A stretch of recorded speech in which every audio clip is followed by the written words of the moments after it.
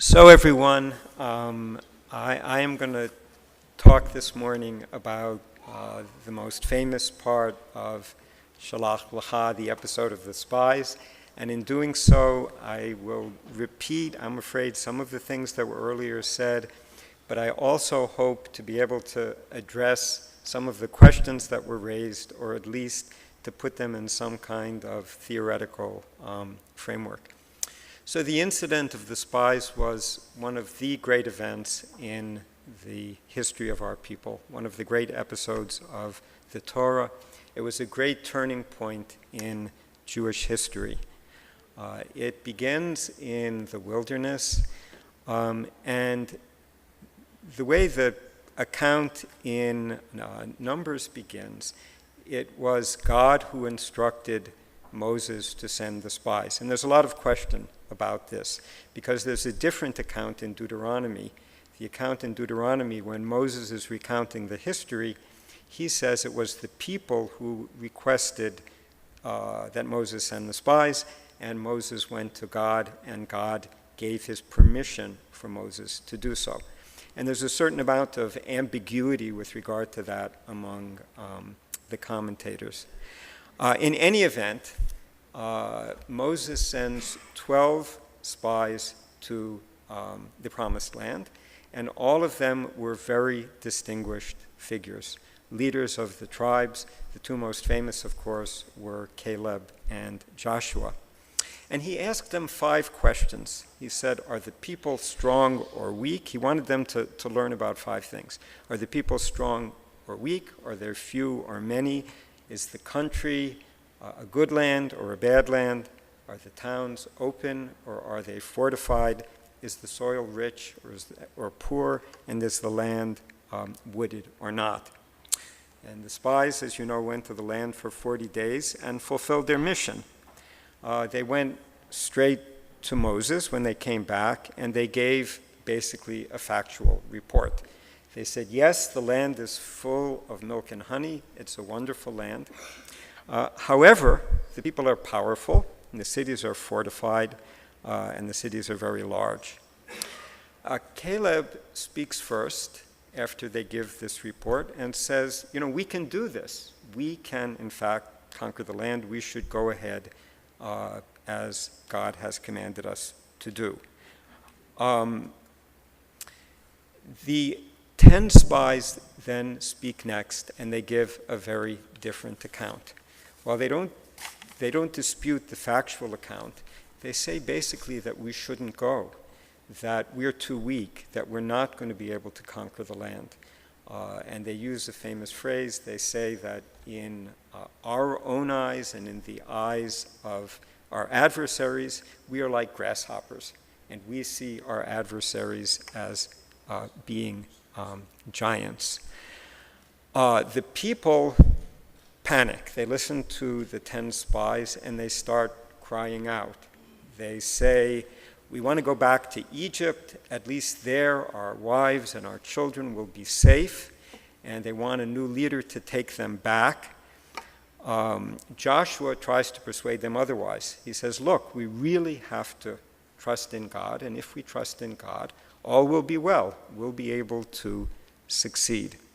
But the people start pelting Joshua and Caleb and Moses with stones, and they are not mollified. So God gets extremely angry, and he threatens to destroy the entire people and to give Moses a new and different people, a better people. Now Moses makes an appeal to God, and it's interesting. He doesn't say, as Abraham did, are you going to destroy the people if there are 50 just people, if there are 30 just people, if there are 10 righteous people? He says something different. He appeals to God's vanity. He says, God, if you destroy these people, then in Egypt, the people are going to say, you couldn't pull this off. You're not as powerful as you said you were. And other peoples also are not going to believe in your power. So God, whether that is the factor that determines, that influences God's decision the most, or whether he is exercising the great kindness for which he's famous for, it's not really clear, but he decides that he will not destroy the people. But he's so angry that he visits the people with a terrible punishment. The spies are to die immediately by a plague, and the people are to wander in the desert for another 38, 39 years to make a total of 40 years. And they can't enter the Promised Land, and only people who are under 20 can enter the Promised Land. Now, one of the commentators I read said that this didn't apply to women, it only applied to men. So the question regarding where are the bubbies going to be, where are the mothers going to be who are watching over the children, if that interpretation is true, then they will in fact enter the land and they will be able to provide the children with guidance. Anyway, so this was the beginning of this long extended wandering in the desert. So what does it all mean?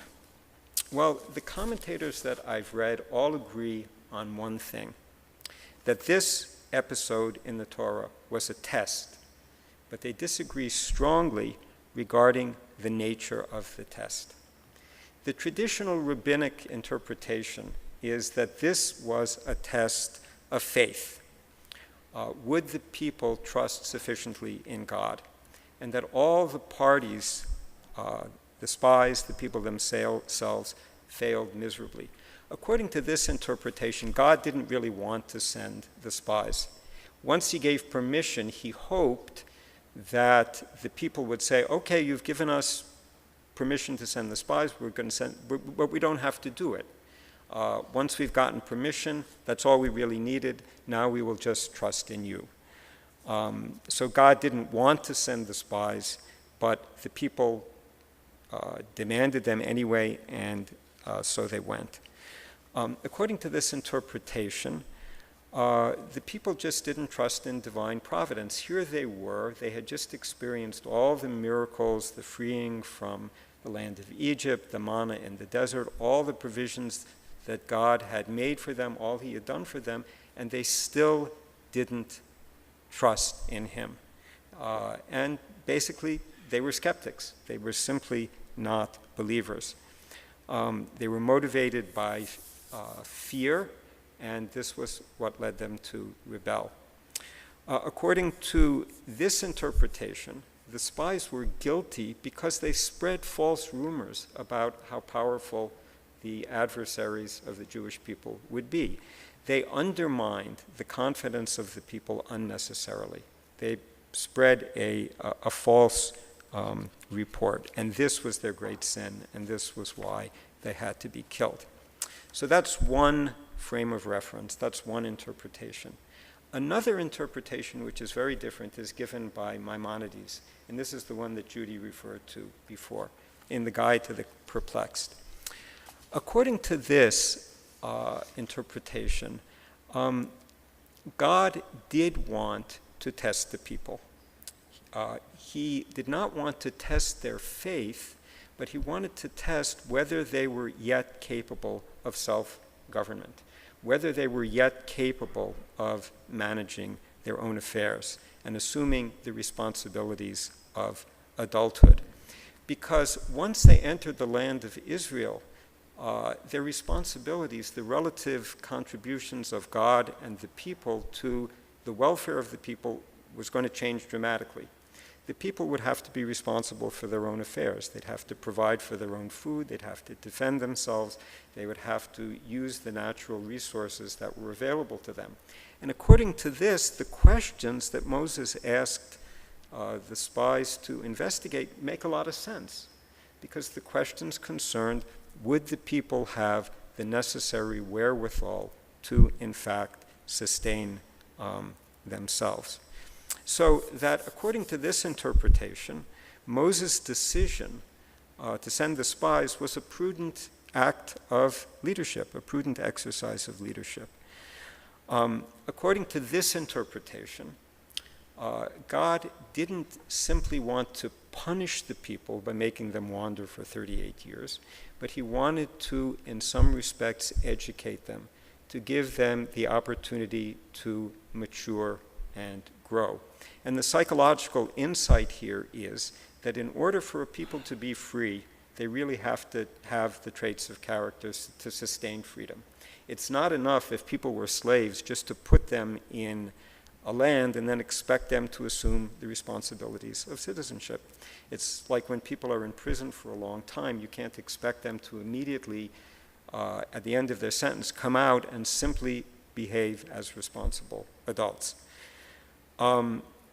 So that what God was doing was providing them with the opportunity to develop the necessary maturity in order to succeed. There's also a lovely interpretation of the spy's motivation, and this was given by the Lubavitcher Rebbe. According to the Rebbe, the spies were, because they were leaders of the people, they were very religious, very pious people. And what they feared was not that the people would fail in their mission, but that the people would succeed. And he argues as follows: the time in the wilderness was a very special time because God was with the Jewish people in a very intimate way at every moment. He provided for them, he traveled with them, he spoke to them, and this was a very special moment in history. And the spies didn't want to give that up. They didn't want to have to assume the responsibilities of self-governance, but they wanted to remain in this close and intimate relationship with God. So according to this interpretation, the sin of the spies was not skepticism, but fear of freedom and its responsibilities. So what can the episode of the spies teach us today? Well, what the episode reveals is that there are basically two ways of understanding our responsibilities as Jews. One way is that what we need most of all is perfect faith. What the Torah asks of us is perfect faith and reliance on divine providence, and that God wants us to put our trust entirely in Him. If we do so, we'll succeed. If not, we'll fail. The second way of interpreting what God and the Torah wants from us is that He is less concerned with perfect faith than with our taking responsibility for ourselves. Our task is to engage with the world as responsible adults, not to fear it, but to try and change it for the better. As I will say this, the text of the Torah supports the first interpretation. It's really quite remarkable how much God emphasizes the importance of absolute faith. And the reason He's angry is because people did not have that absolute faith.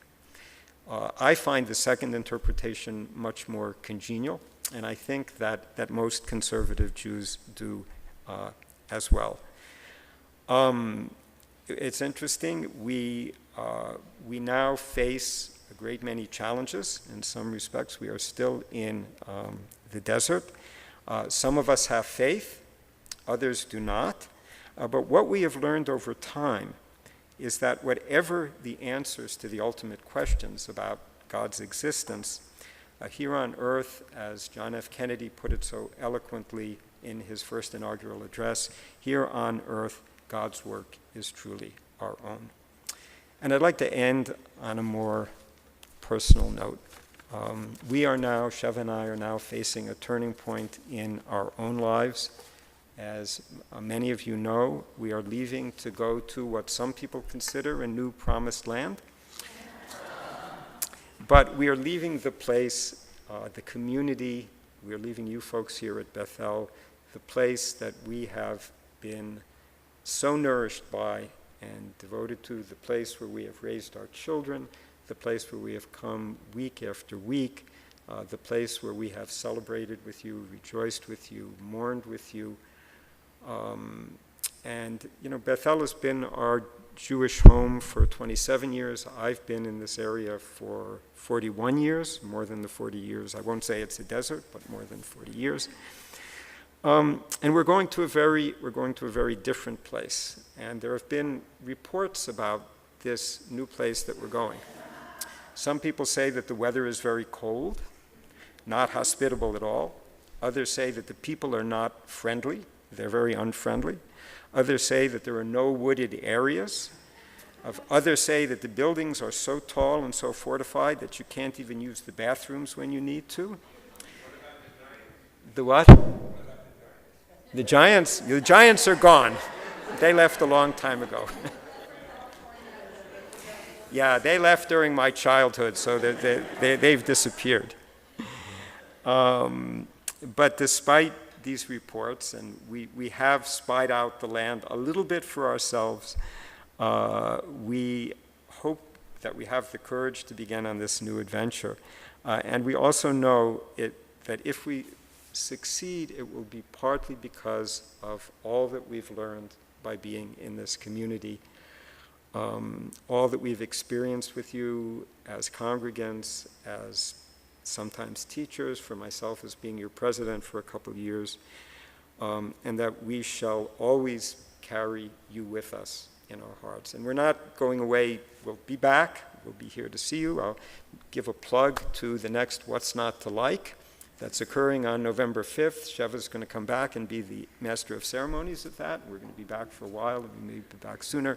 So we're going away, but we will be back. And I want to, again, thank the community for everything you have done to make our stay here so wonderful. Shabbat Shalom.